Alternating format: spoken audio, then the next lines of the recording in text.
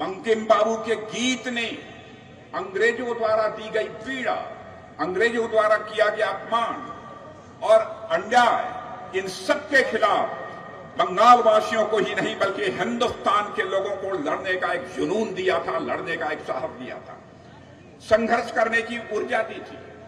वंदे मातरम वह गीत था जिसने पूरे राष्ट्र में एक नई चेतना पैदा की थी। युवा क्रांतिकारियों के हृदय में आग भर देने का काम यदि किसी एक गीत ने किया था तो बंकिम बाबू के वंदे मातरम ने किया था। मेरे बहनों भाइयों, जिसने भारत माता को जीवन, पवित्र और एक देवी स्वरूप में हमारे सामने खड़ा किया था। जब एक सभ्यता अपनी शक्ति को, मेरे बहनों भाइयों, भूलने लगती है तो उसे उसकी शक्ति का स्मरण कराना पड़ता है, उसे उसकी क्षमता की याद दिलानी पड़ती है और उसे उसके सामर्थ्य का भी स्मरण कराना पड़ता है। ब्रिटिश शासन के दौरान भारत के लोग भारत की महानता को भूलते जा रहे थे।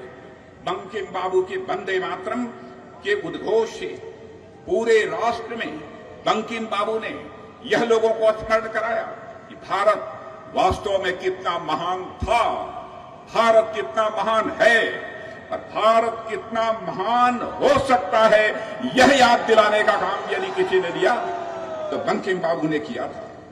मेरे बहनों भाइयों, जब भी समाज में बिखराव होता है तो जोड़ने के लिए एक शेयर्ड इमोशन यानी एक साझी भावना की आवश्यकता होती है और बंकिम बाबू ने भारतवासियों को वही एक शेयर्ड इमोशन यानी एक साझी भावना लोगों के अंदर पैदा करने का काम किया था। बंकिम बाबू ने वंदे मातरम गीत से, मेरे बहनों भाइयों, भारत के भूगोल को उठाकर उन्होंने भाव बना दिया था। जब देश अंधकार में डूबा हो तब कुछ लोग दीप जलाते हैं, लेकिन बंकिम बाबू ने दीप नहीं बल्कि पूरे हिंदुस्तान में क्रांति की मशाल जगाने का काम किया था बंकिम बाबू ने। मेरे दोस्तों, बंकिम बाबू ने वंदे मातरम के रूप में केवल हमें कुछ शब्द ही नहीं दिए थे, बल्कि उन्होंने एक खोई हुई सभ्यता को उसकी पहचान दिलाने का काम किया था। बंकिम बाबू ने भारत के लोगों को याद दिलाया था कि हम सभी भारत माता की संतानें हैं।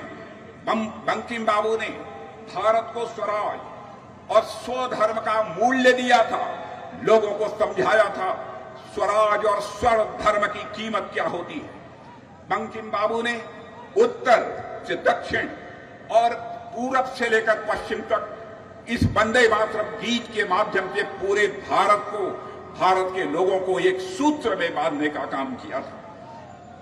मेरे बहनों भाइयों, बंकिम बाबू ने जो कुछ भी लिखा वह केवल एक शब्द नहीं लिखे, उन्होंने एक ऐसी चेतना जगाई जिसने भारतवासियों को एक साहस दिया था।